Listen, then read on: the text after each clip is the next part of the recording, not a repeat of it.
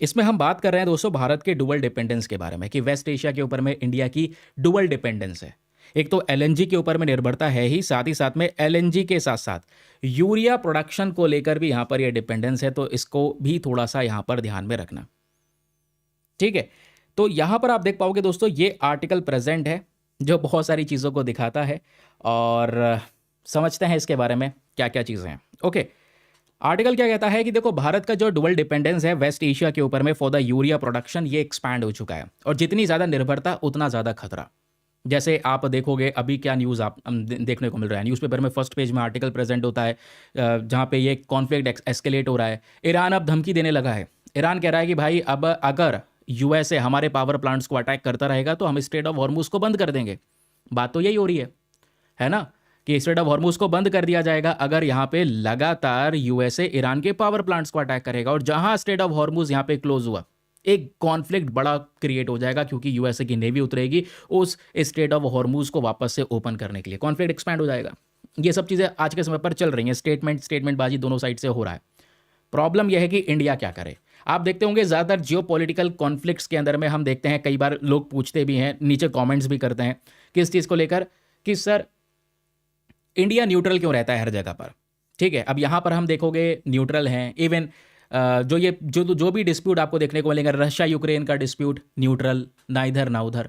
अभी ये वाला कॉन्फ्लिक्ट आप देख पाओगे, जबकि दोनों ही कंट्री का इंपॉर्टेंस भारत के लिए है, ईरान के लिए भी है, उसके अलावा यूएसए भी है। ना ईरान की साइड ले रहे हैं ना ही हम यूएसए की साइड ले रहे हैं, यहाँ पर भी न्यूट्रल। रीज़न पता है, एक ही है और वो है ज़्यादातर, मतलब वैसे तो बहुत सारे कारण हैं, हाँ रिलेशंस अच्छे हैं उसको डेवलप करके रखना है, लेकिन एक मेजर रीज़न है वो है डिपेंडेंसी। बहुत बड़ी प्रॉब्लम है आज हमारे लिए ये, और दुनिया ने बहुत बड़ा लेसन हमको दिया है। ये सीखना होगा हमें, अपनी डिपेंडेंसी को हर एक सेक्टर पे कम से कम करना होगा। चाइना पे तो हम निर्भर हैं, अभी लिथियम की बात कर रहे थे तो उस पर निर्भर हैं। ठीक है, सोलर मॉड्यूल्स की मैन्युफैक्चरिंग की बात कर रहे हैं, उस पर भी अभी के लिए हम यहाँ पर इम्पोर्ट डिपेंडेंट हैं। क्रिटिकल मिनरल्स पे इम्पोर्ट डिपेंडेंट हैं, crude oil import dependency, LPG import dependency. ठीक है, अब यूरिया जो भारत के अंदर में खेतों में, एग्रीकल्चर सेक्टर भारत का सबसे बड़ा इंडस्ट्री है, यूरिया जो इस्तेमाल हो रहा है वो इस नेचुरल गैस से हो रहा है, इम्पोर्ट डिपेंडेंसी भारत की बहुत ज़्यादा है अलग अलग कंट्रीज़ के ऊपर में। और ये बड़ी प्रॉब्लम है, जितनी ज़्यादा डिपेंडेंसी अब हमें बैलेंस करके चलना पड़ेगा क्योंकि ज़रूरत है। समझ रहे हैं ना। चलो, अब मतलब एक रीज़न है, वैसे बहुत सारे और भी आपको रीजन देखने को मिल जाएंगे इसको लेकर, लेकिन ये प्रॉब्लम है थोड़ी सी जिसको हमें बहुत जल्दी आइडेंटिफाई करना है, रिजॉल्व करने की ज़रूरत है। जो खामियां हैं उन खामियों को पूरा करने की ज़रूरत है। हालांकि इतना आसान नहीं होता है, लेकिन इम्पॉसिबल भी नहीं है कि हम नहीं कर सकते। समझे इशू क्या है, मैं आपको समझाता हूं आज बड़ा मैटर क्या होता चले जा रहा है। वेस्ट एशिया की इंपॉर्टेंस अब आपने देखी होगी कि भारत के लिए कितनी ज़्यादा ज़रूरी है।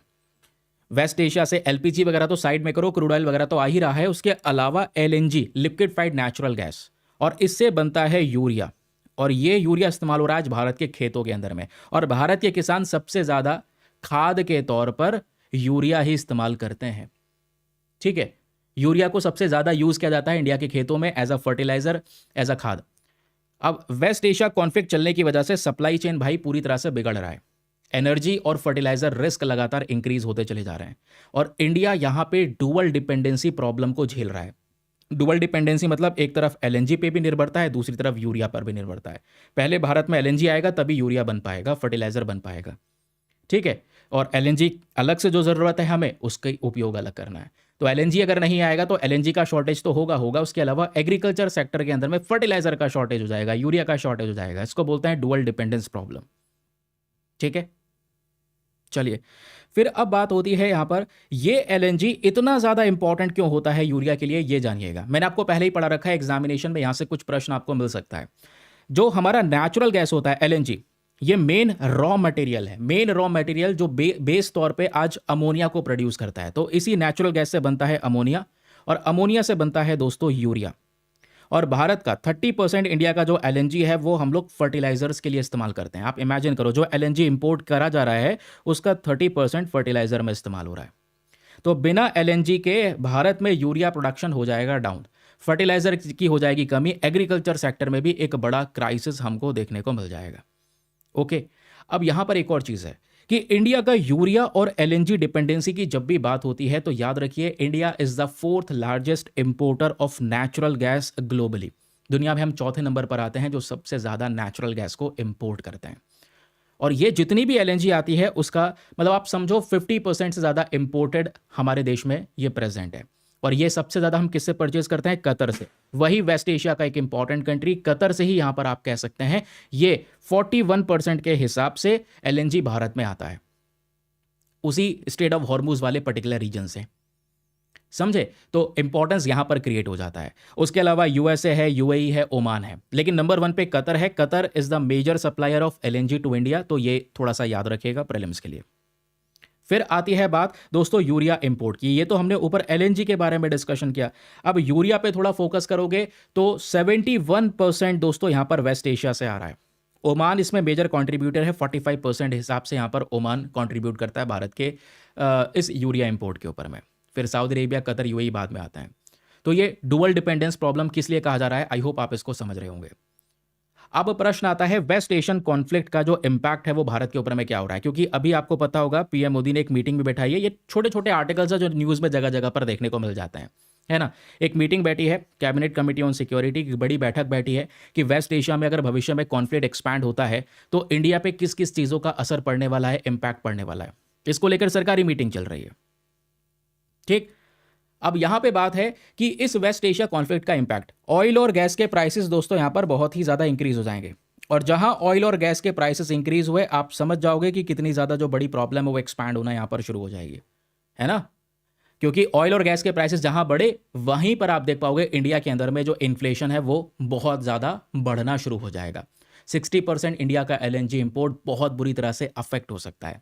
इंडिया में डोमेस्टिक चैलेंजेस क्या होंगे, ऑलरेडी भारत के जो यूरिया प्लांट्स है वो अपनी आधी कैपेसिटी पे काम कर रहे हैं, इसका शॉर्टेज हो जाएगा तो मतलब वही प्लांट्स यहाँ पर बंद होने शुरू हो जाएंगे, एलएनजी सप्लाई डिसरप्शन हो जाएगा, समझ रहे हैं। तो हालांकि थोड़ा बहुत प्रोडक्शन हम यूरिया का करते हैं खुद से, 30 लाख टन के हिसाब से यहाँ पे डोमेस्टिक प्रोडक्शन हो रहा है, बट ये प्रोडक्शन इतना इनफ नहीं है कि भारत की डिमांड को पूरा कर सके। और यूरिया आज मैंने बताया जो हमारे देश के किसान हैं वो सबसे ज़्यादा as a nitrogen fertiliser urea का ही इस्तेमाल करते हैं एग्रीकल्चर में प्रोडक्टिविटी के लिए और फूड सिक्योरिटी के लिए, क्योंकि इसका इस्तेमाल करेंगे तभी फसलें ज़्यादा भरपूर मात्रा में ग्रो करेंगी, लोगों तक खाना पहुंच पाएगा बेटर तरीके से। फूड सिक्योरिटी के ऊपर भी यहाँ पर एक बड़ा असर पड़ सकता है। तो गवर्नमेंट का रिस्पांस क्या है, गवर्नमेंट ने नए नए ऑर्डर जारी करे हैं, फर्टिलाइजर सेक्टर को कह सकते हैं थोड़ा छूट देने की बात की है, रिजर्व्स बनाने की बात की है कि भाई इस पर एक प्रोटेक्शन की ज़रूरत है। तो वो सारे के सारे गवर्नमेंट इनिशिएटिव्स करेंट समय पर देखने को मिलेंगे। ओके, क्लियर हो गया।